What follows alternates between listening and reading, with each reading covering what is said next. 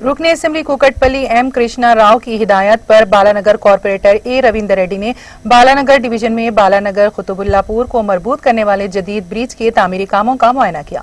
Corporator के हमरा अक़लियती कायदीन मोहम्मद उमर शरीफ, मोहम्मद अहमद बाबा आनंद के अलावा मुकामी टीआरएस कायदीन और मुतालिका अहदेदार मौजूद थे।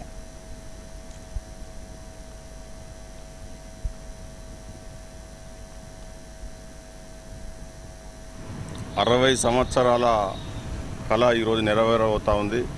గత 50-60 సంవత్సరాల నుంచి బాలానగర్ ట్రాఫిక్ సమస్యతో చాలా ఇబ్బందులు పడుతున్న సందర్భంలో తెలంగాణ ప్రభుత్వం వచ్చిన వెంటనే మన ముఖ్యమంత్రి గారు, మన పురపాలక శాఖ మంత్రి గారు కేటీఆర్ గారు మరి బాలానగర్ ఫ్లైఓవర్ మీద దృష్టి పెట్టి శాంక్షన్ చేయించడం జరిగింది।